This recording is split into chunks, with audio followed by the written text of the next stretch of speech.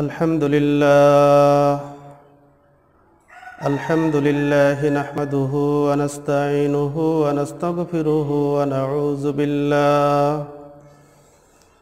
ونعوذ بالله من شرور أنفسنا ومن سيئات أعمالنا من يهد الله فلا مضل له ومن يضلله فلا هادي له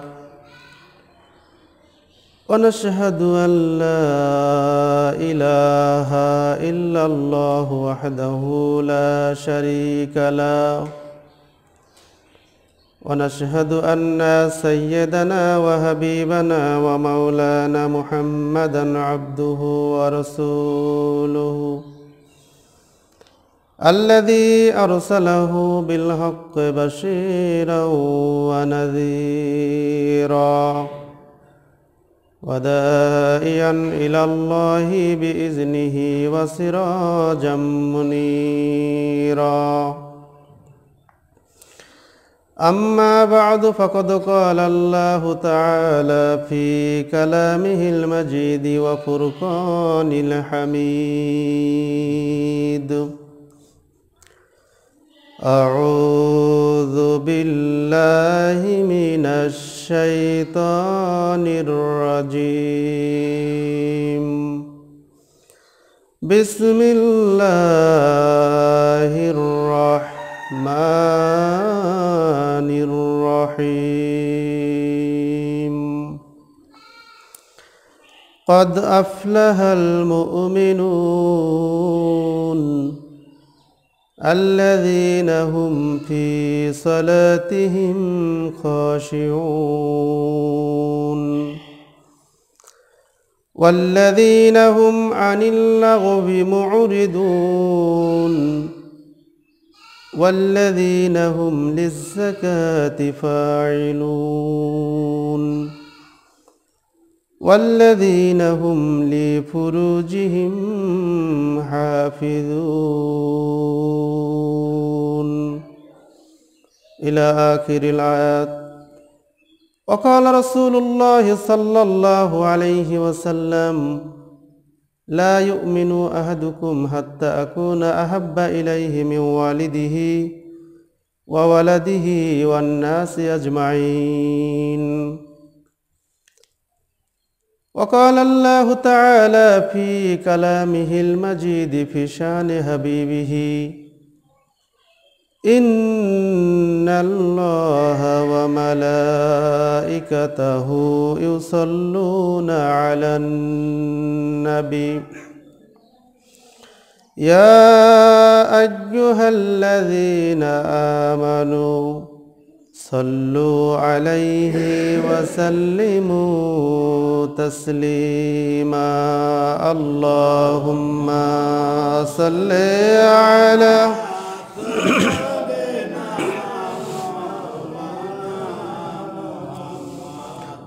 وعلى آل سيدنا رسولنا محمد مشرق حب محمد مطلع ديوان ما مشرق حب محمد مطلع ديوان ما مطلع خورشید شکاز سینه سو جانے ما اللهم صل على مولانا محمد وعلى آل سيدنا حبيبنا محمد सूरत यूसुफ बेदारी हिकमत लुकमान माँ सूरत यूसुफ बेदारी हिकमत लुकमान माँ करिए कुरान बारी आई दिल शाद मान माँ अल्लाहुम्मा सल्ले अला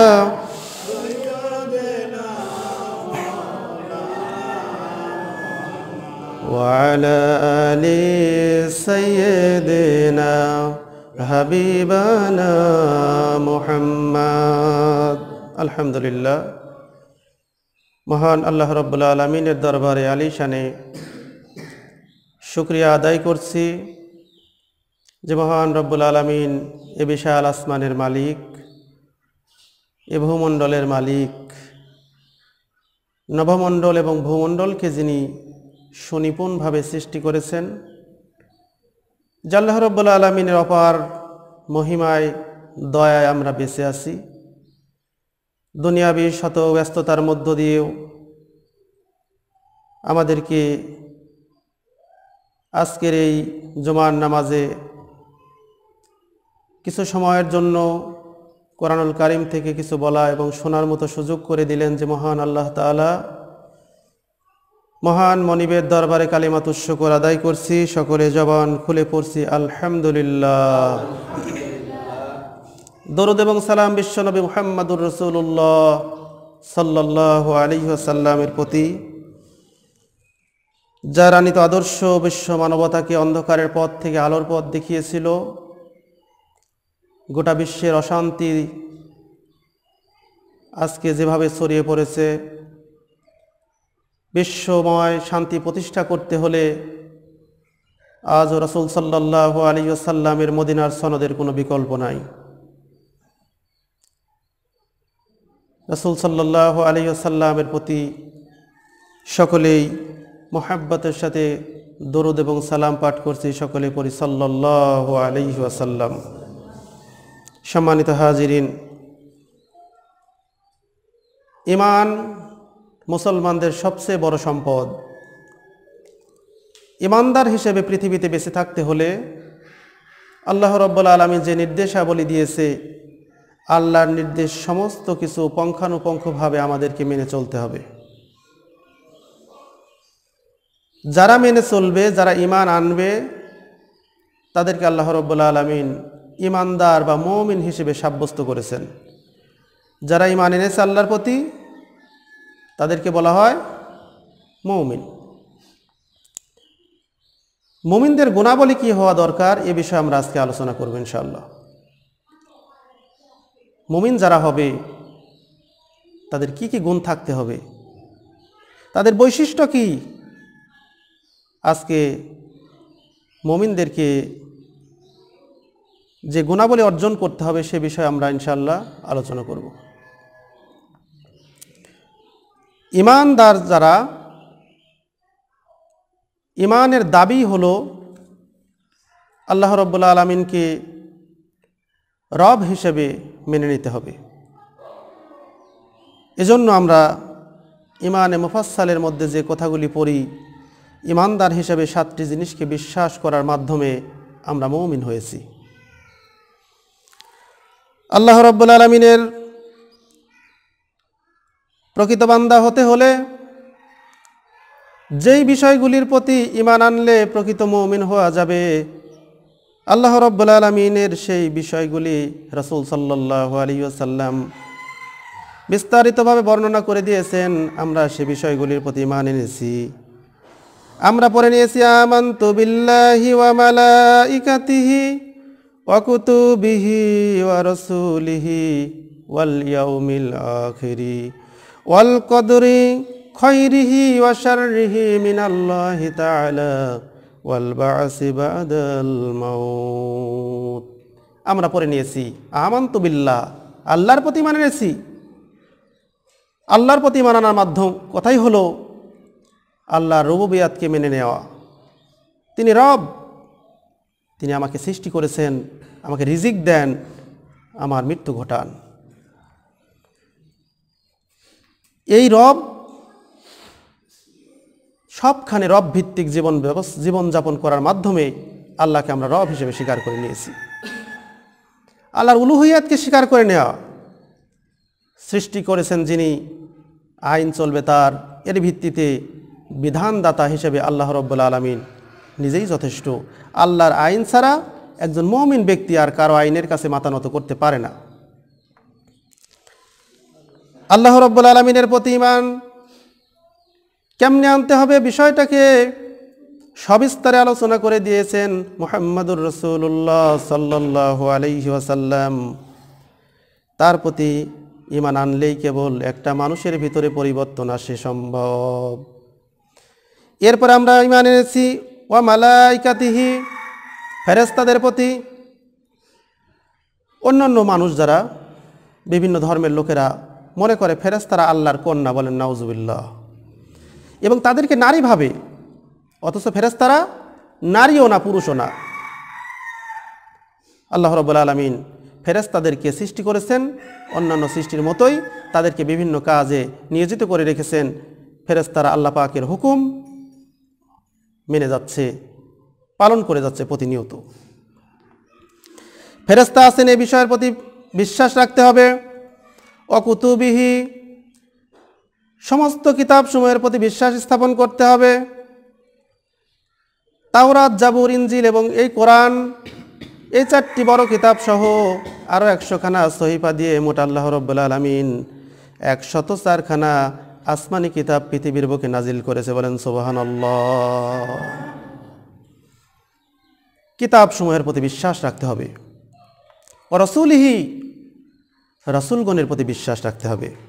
সমস্ত আম্বিয়া আলাইহিস সালাম আল্লাহর পক্ষ থেকে মানব জাতিকে হিদায়াতের পথ দেখানোর জন্য আল্লাহর পক্ষ থেকে এসেছিলেন এবং তারা দাওয়াতি কাজ করে গেছেন, ঈমানের দিকে, তাওহীদের দিকে, এক আল্লাহর দিকে সকলেই ডেকেছেন। ওয়াল ইয়াউমিল আখিরি, আখিরাত দিবসের প্রতি ঈমান আনতে হবে। কিয়ামত দিবস, যেই দিন এই পৃথিবীর জীবনটা শেষ হয়ে কিয়ামতের দিন আল্লাহ রাব্বুল আলামিন আরও একটা জীবন দিবেন, হিসাব নিকাশ করার জন্য একটা দিন আসবে। সেই দিনটির নাম হলো ইয়াউমুল আখির। সেই দিবসের প্রতি ঈমান রাখতে হবে। আখিরাতের প্রতি ঈমান থাকলেই কেবল একটা মানুষের দুনিয়ার জীবনে জীবনযাপনটা পরিশুদ্ধ হবে। আখিরাতমুখী জবাবদিহিতামূলক জীবনযাপন করলেই কেবল একটা মানুষ অন্যায় কাজ থেকে দূরে থাকতে পারে। এরপরে বিশ্বাস করতে হবে আল কদরি খৈরিহি ওয়া শাররিহি মিনাল্লাহি তাআলা, তাকদীরের প্রতি বিশ্বাস রাখতে হবে। ভালো মন্দ যেটাই হোক না কেন আল্লাহ রাব্বুল আলামিনের পক্ষ থেকে হয়, এই বিশ্বাসটা একজন মুমিন করবে। ওয়াল বাসি বাদাল মাউত, সর্বোপরি মৃত্যুর প্রতি বিশ্বাস রাখবে। মৃত্যু সৃষ্টি করেছেন কে? মৃত্যু সৃষ্টি করেছেন আল্লাহ তাআলা। আল্লাহ বলেছেন আল্লাযী খালাকাল মাউতা ওয়াল হায়াতা লিয়াবলুয়াকুম আইয়ুকুম আহসানু আমালা। আল্লাহ পাক মৃত্যুকে সৃষ্টি করেছেন আর তোমাদেরকে একটা জীবন দিয়েছেন। কেন দিয়েছেন? লিয়াবলুয়াকুম, তোমাদেরকে পরীক্ষা করতে চান। আইয়ুকুম আহসানু আমালা, কে কত বেশি গুরুত্বপূর্ণ, সুন্দর, পরিচ্ছন্ন এবং ভালো আমল করতে পারো। কোয়ালিটির দিক দিয়ে এখানে আকসারু আমালা বলা হয়নি, বেশি আমল করতে বলা হয়নি। কে কত বেশি খাঁটি আমল করতে পারো, আমলে সালেহ করতে পারো, আল্লাহ পাকের ইবাদত বন্দেগী করতে পারো। সুতরাং যারা ঈমানদার তাদেরকে এই 7টি বিষয়ের প্রতি অবশ্যই ঈমান আনতে হবে। এরপরে তাদেরকে তাকওয়া অর্জন করতে হবে। যারা তাকওয়া অর্জন করেছে তাদেরকে বলা হয় মুত্তাকি। তাদেরকে কি বলা হয়? মুত্তাকি। মুত্তাকি হতে হবে। ঈমান আনার পরে একজন মানুষকে আল্লাহর ভয় অন্তরের মধ্যে থাকলেই কেবল তারা মুত্তাকি হয়।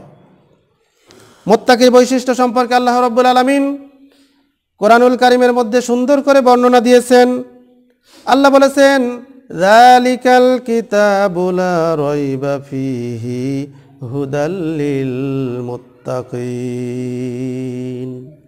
যালিকাল কিতাব, এটি এমন একটা কিতাব কোরআনুল কারীম, লা রাইবা ফীহি, যার মধ্যে কোনো সন্দেহ নাই। বলেন সুবহানাল্লাহ। কোরআনের মধ্যে কোনো সন্দেহ আছে? কোনো সন্দেহ নাই। হুদাল লিল মুত্তাকিন, এই কোরআনুল কারীম মানুষকে, সব মানুষের জন্য এসেছে, কিন্তু যারা কোরআনুল কারীম মেনে চলবে, কোরআনের পথ যারা অনুসরণ করবে, এইরকম মুত্তাকিদেরকে এই কোরআনুল কারীম পথ দেখিয়ে জান্নাত পর্যন্ত পৌঁছে দিবে। বলেন সুবহানাল্লাহ।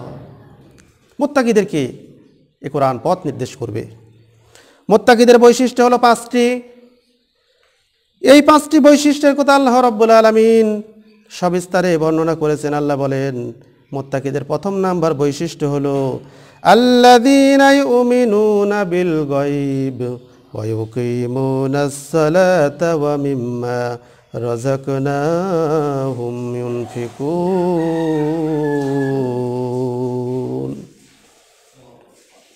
যারা ঈমান আনে বিল গায়ব, গায়বের প্রতি, অদৃশ্য জিনিসের প্রতি। আল্লাহ আছেন, আমরা কি আল্লাহকে কখনো দেখেছি? আল্লাহকে দেখি নাই। জান্নাত দেখেছি? জাহান্নাম দেখেছি? ফেরেশতা দেখিনি। আল্লাহ রাব্বুল আলামিনকে না দেখে বিশ্বাস করার মাধ্যমে ঈমান এনেছি। আল্লাহর হুকুম পালন করলে আল্লাহ রাব্বুল আলামিন আমাদেরকে জান্নাত দিবেন। আর আল্লাহর হুকুমকে যদি কেউ অমান্য করে তাহলে আল্লাহ রাব্বুল আলামিন কিয়ামতের দিন জাহান্নামের ব্যবস্থা রেখেছেন। বলেন নাউজুবিল্লাহ। তাহলে এগুলো না দেখে আমরা বিশ্বাস করেছি। এই বিশ্বাস স্থাপন করাটাই হচ্ছে মুত্তাকি ব্যক্তির প্রথম নাম্বার বৈশিষ্ট্য। 2 নাম্বার বৈশিষ্ট্য হলো ওয়া ইউকিমুনাস সালাহ, তারা নামাজ প্রতিষ্ঠা করবে। নামাজ একা একা পড়া নয়, নামাজ প্রতিষ্ঠা করার কথা আল্লাহ পাক বলতেছেন। ইউকিমুস সালাত, ইউকিমুনাস সালাত, এখানে সালাতকে প্রতিষ্ঠা করার কথা বলা হচ্ছে। ব্যক্তি পর্যায়ে নামাজ পড়লে শুধু হবে না, ব্যক্তি, পরিবার, সমাজ, রাষ্ট্রীয়ভাবে নামাজ পড়তে হবে। নামাজ যদি রাষ্ট্রীয়ভাবে পড়ার প্রচলন যদি সংসদে আইন পাশ হয়ে যায় তাহলে একটা প্রাপ্তবয়স্ক মুসলমান ব্যক্তি বেনামাজি আর থাকতে পারবে না। এটা যদি ইসলামী রাষ্ট্র হয়, কখনো যেখানে ইসলামী রাষ্ট্র হবে তাহলে সেখানে নামাজের বিল সংসদে পাশ হবে। আল্লাহ পাক বলেছেন ইন্নাস সালাতা তানহা আনিল ফাহশাই ওয়াল মুনকার, নিশ্চয়ই নামাজ প্রতিটি অন্যায় এবং অশ্লীলতা, পাপাচার থেকে মানুষকে ফিরিয়ে রাখে।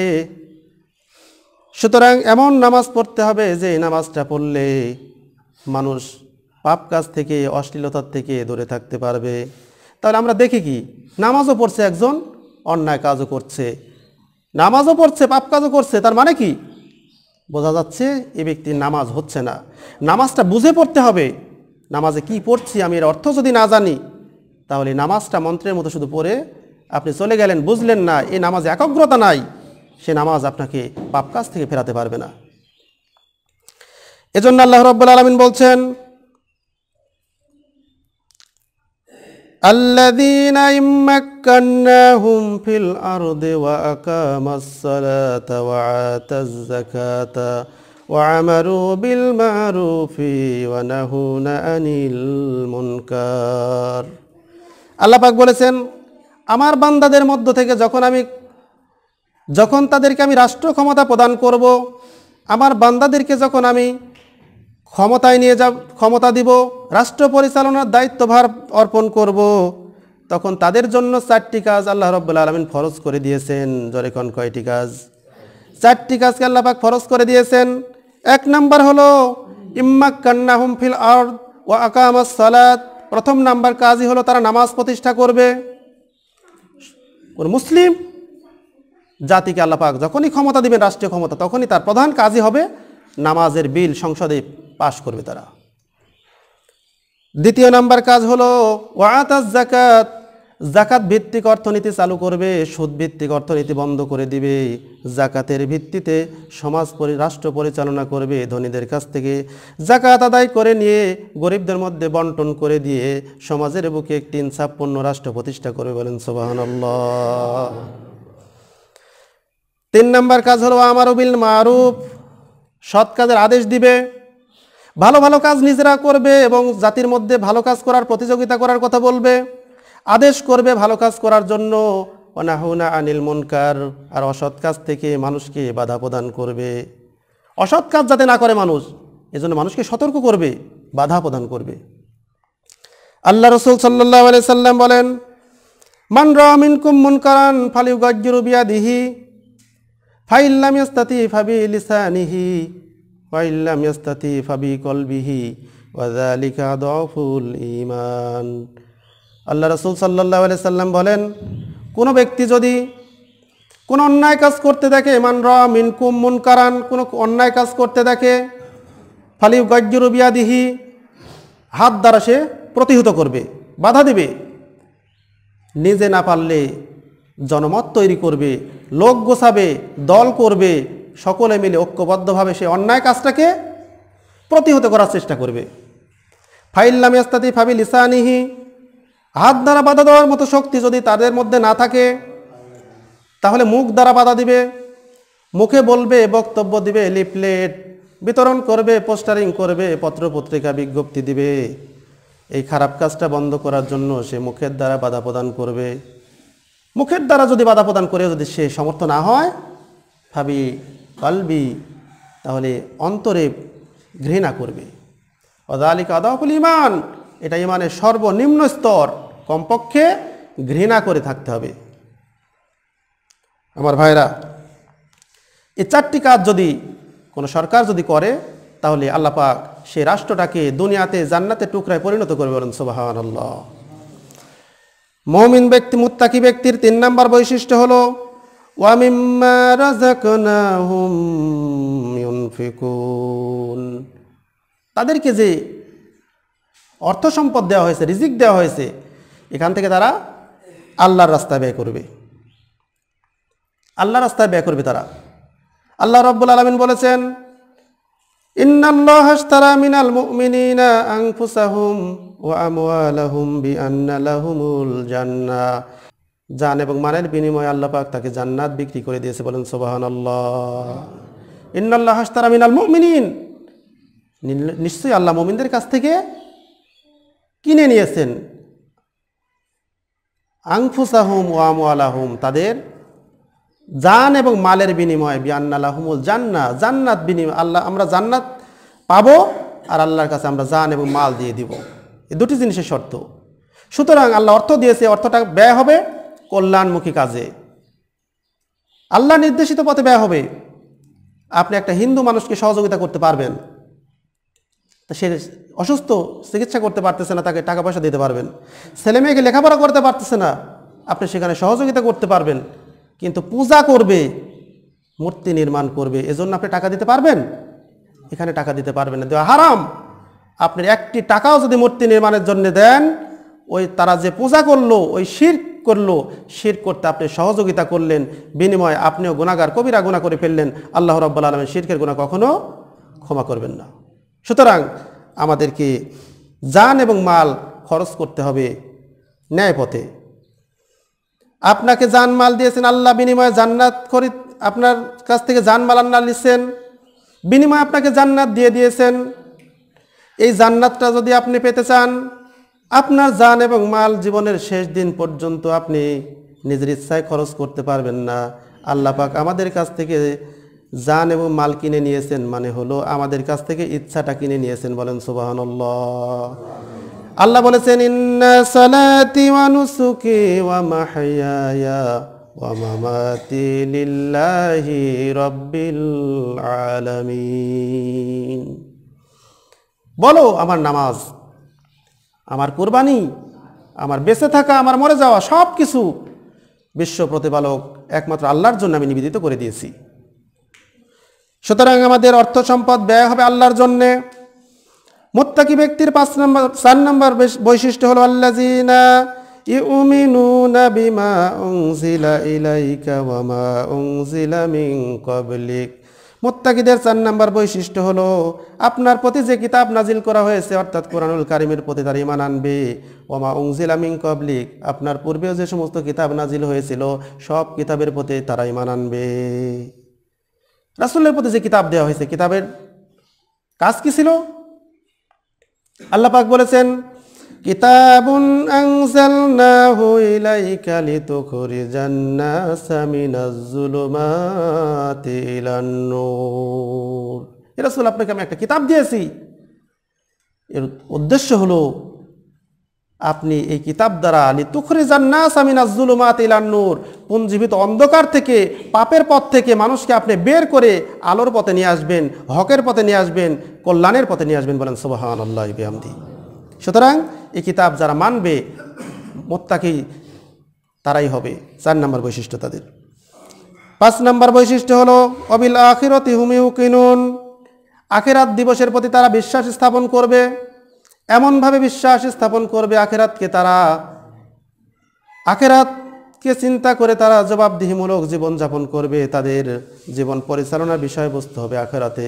কারণ হচ্ছে আখিরাতের জীবনটা এমন হবে, সেদিন কেউ কাউকে তো সাহায্য করার মতো কেউ থাকবে না।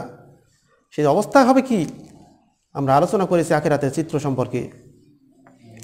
সেদিন আপনার কাছ থেকে পলায়ন করে চলে যাবে।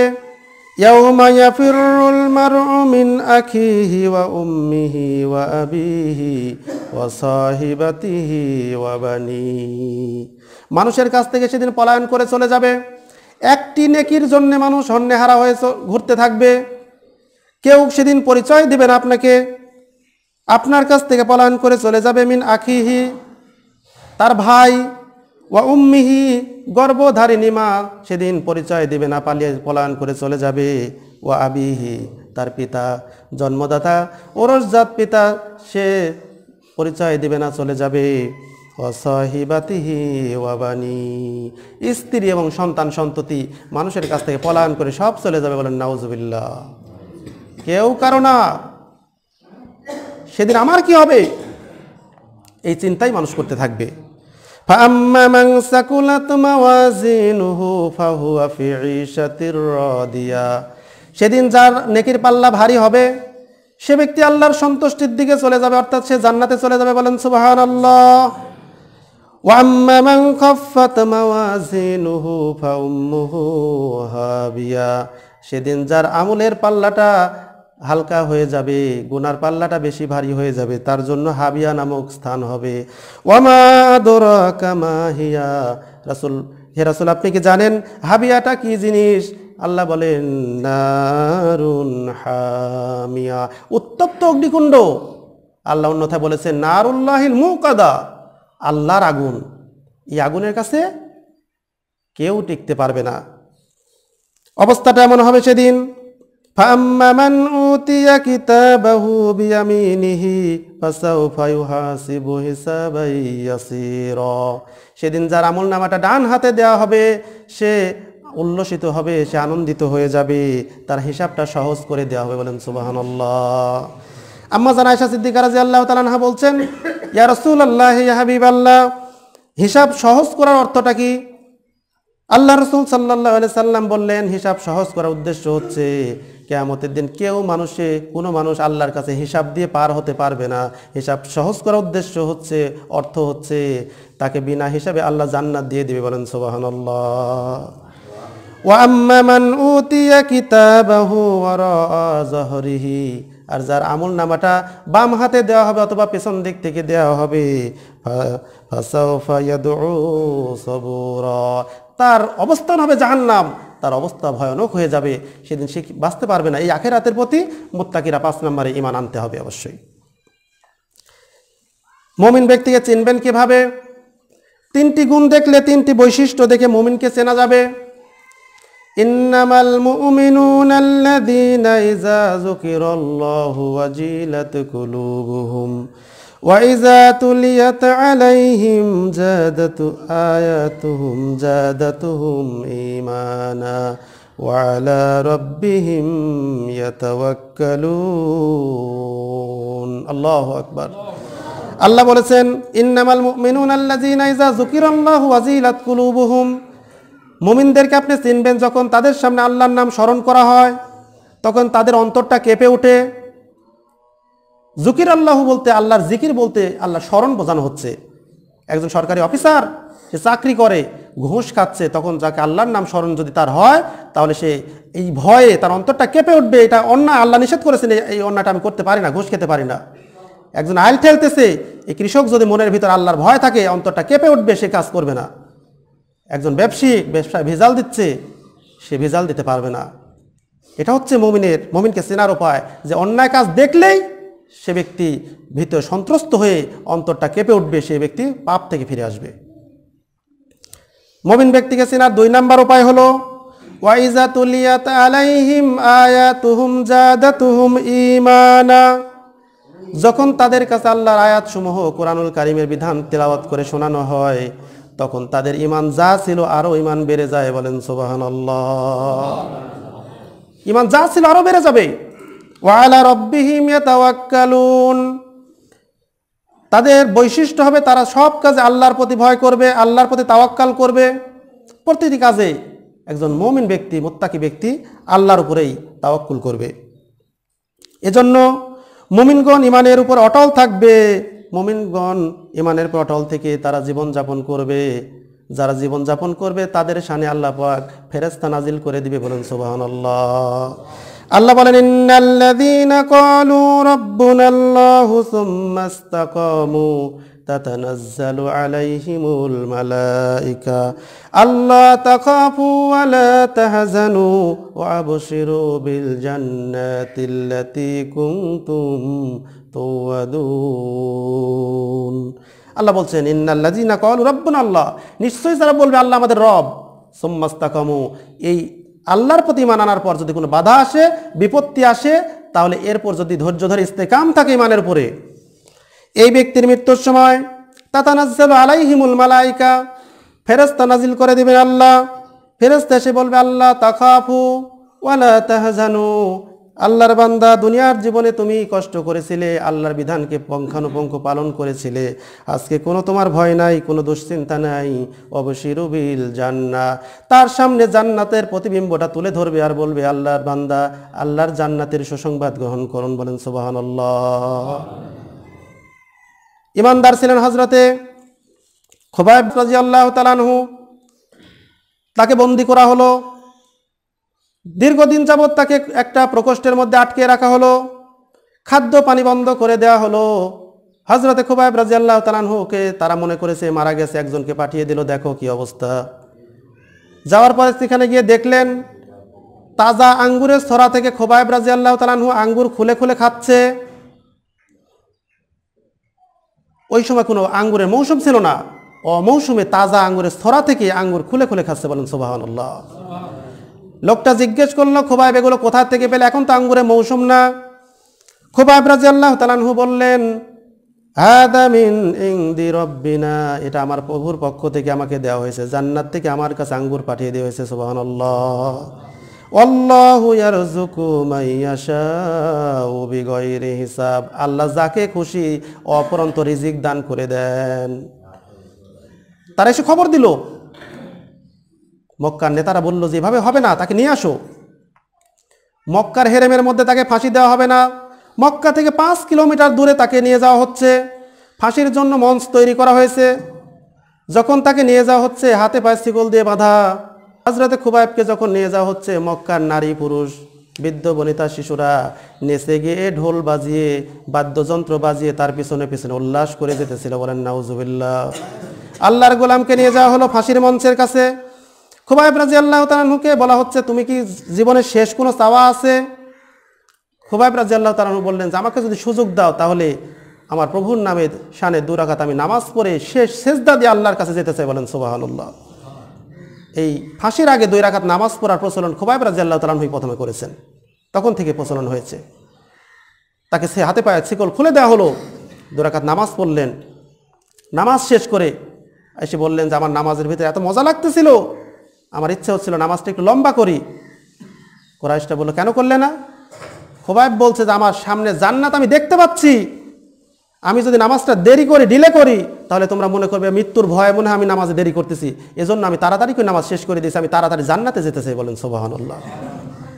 তাকে প্রস্তাব দেওয়া হলো, খুবাইব তুমি যদি আমাদের প্রস্তাবে রাজি হও তাহলে মুহাম্মদ সাল্লাল্লাহু আলাইহি সাল্লামকে যদি এনে দিতে পারো তাহলে তোমাকে ছেড়ে দেব, তুমি তোমার পরিবার পরিজনের ছেলে মেয়ের কাছে চলে যেতে পারবে, আর এখানে এই ফাঁসির মঞ্চে আমরা মুহাম্মদকে ফাঁসি দিয়ে দিব। বলেন নাউজুবিল্লাহ। এই প্রস্তাব দেওয়ার সঙ্গে সঙ্গে ইমানদার ব্যক্তি আল্লাহ রসুলের সাহাবী হযরতে খুবাইব রাদিয়াল্লাহু তাআলা আনহু ওই ব্যক্তির মুখের দিকে থুতু নিক্ষেপ করে দিলেন। সঙ্গে সঙ্গে তারা অগ্নিশর্মা হয়ে গেল এবং তাকে ফাঁসির কাস্টে তুলে দিয়ে উপর্য করে 3 নিক্ষেপ করা শুরু করে দিল। তাকে যখন 3 নিক্ষেপ করতেছে, খুবাইব রাদিয়াল্লাহু তাআলা আনহুর চোখ থেকে একবার পানি পড়তেছে, কাঁদতেছেন। অন্যদিকে যখন হচ্ছেন, অন্যদিকে তাকিয়ে তিনি হাসতেছেন। ওই দিকে যখন গিয়ে আবার তীর মারা শুরু করতেছেন, ডান দিক হয়ে আবার তিনি হাসতেছেন। তাকে জিজ্ঞেস করা হলো, খুবাইব কাঁদছো কেন তুমি? একবার কাঁদছো আর একবার হাসছো, কারণটা কি? খুবাইব রাদিয়াল্লাহু তাআলা আনহু বলছেন, তোমরা যখন আমাকে তীর মারতেছো তখন আমার কষ্ট হচ্ছে, জন্য কাঁদতেছিলাম, কিন্তু আল্লাহর ফেরেশতারা আমার সামনে জান্নাত টেনে তুলে ধরেছে আর বলতেছে, হুর গিলমানরা তোমাকে রিসিভ করার জন্য অধীর আগ্রহে অপেক্ষা করতেছে, মৃত্যু হলেই তুমি আল্লাহর জান্নাতে যাবে, এজন্য আমি হাসতেছি। বলেন সুবহানাল্লাহ। ইমানদার ব্যক্তি বাধা বিপত্তি যেটাই আসুক, সেই ব্যক্তি অবশ্যই ইমানের উপর অটল থাকবে। সম্মানিত হাজিরিন, এজন্য ইমানের উপর অটল থাকা আমাদের জন্য জরুরি। এজন্য ইমানদার ব্যক্তি, মুমিন ব্যক্তির জন্য 7টি বৈশিষ্ট্য আছে। সংক্ষেপে এই কথাটি বলে শেষ করে দেব। 7টি বৈশিষ্ট্য যদি কোনো ব্যক্তি অর্জন করতে পারে, আল্লাহ পাক বলেছেন, পিতা মারা গেলে যেভাবে সন্তান তার জমির ওয়ারিশ হয়, সম্পদের ওয়ারিশ হয়, 7টি বৈশিষ্ট্য কোনো মুমিনের মধ্যে থাকলে এই মুমিন ব্যক্তি জান্নাতুল ফেরদাউসের ওই রকম ওয়ারিশ হয়ে যাবে। বলেন সুবহানাল্লাহ। আল্লাহ পাক বলেছেন, কদ আফলাহাল মুমিনুন, নিশ্চয়ই সফল হয়েছে সেই সমস্ত মুমিনরা, আল্লাযীনা হুম ফি সালাতিহিম খাশিউন, যারা নামাজের ভিতরে বিনয়ের সাথে নামাজ আদায় করে, বিনয়ে অবরতভাবে নামাজ আদায় করে।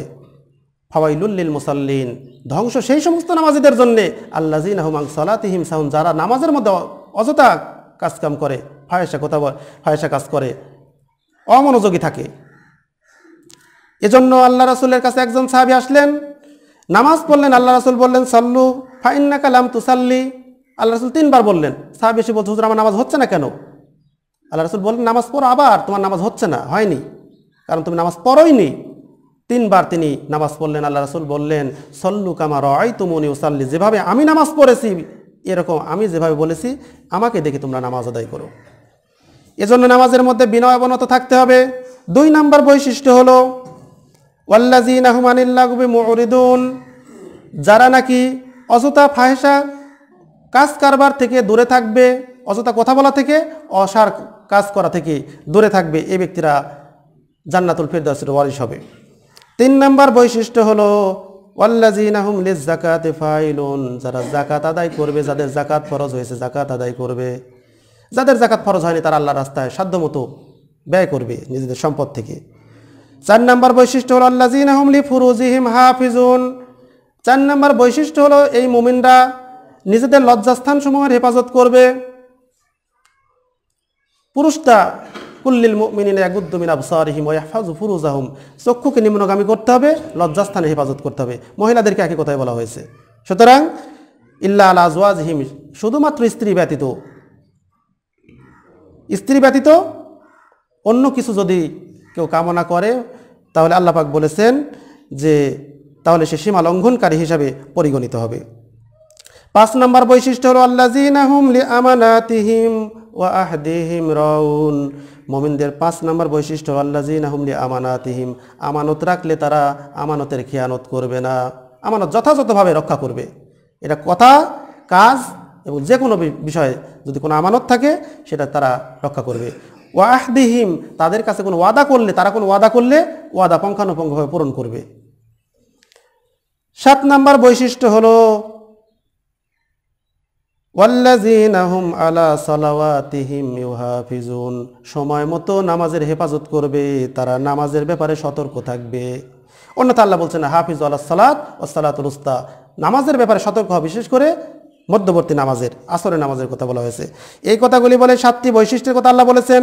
1 নম্বর হলো বিনয়ের সাথে নামাজ আদায় করা, 2 নম্বর হলো অযথা ফাহেসা কথাবার্তা থেকে, কাজ থেকে দূরে থাকা, 3 নম্বর মুমিনদের বৈশিষ্ট্য হলো যাকাত প্রদান করা, 4 নম্বর বৈশিষ্ট্য হলো তাদের লজ্জাস্থানের হেফাজত করবে, 5 নম্বর বৈশিষ্ট্য হলো আমানতের হেফাজত করবে, আমানত রক্ষা করবে, 6 নম্বর হলো ওয়াদা রক্ষা করবে, 7 নম্বর বৈশিষ্ট্য হলো তারা নামাজের ব্যাপারে যত্নবান হবে, নামাজকে যথাযথভাবে হেফাজত করবে। এই 6টা কাজ যারা, 7টা কাজ যারা করবে, আল্লাহ বলেছেন উলাইকা হুমুল ওয়ারিসুন, তারা হবে ওয়ারিস, আল্লাযীনা ইয়ারিসুনাল ফিরদাউসা হুম ফিহা খালিদুন, তারা জান্নাতুল ফিরদাউসের ওয়ারিস হয়ে যাবে, চিরকালের মধ্যে থাকবে। বলেন সুবহানাল্লাহ। সম্মানিত হাজিরিন, আমরা যে কথাগুলি বললাম মুমিনের গুণাবলী সম্পর্কে, আল্লাহ পাক আমাদের সকলকে পরিপূর্ণভাবে মুমিন হওয়ার তৌফিক দান করুন। সকলেই পরে আমিন। সুবহানাকাল্লাহুম্মা ওয়া বিহামদিকা আশহাদু আল্লা ইলাহা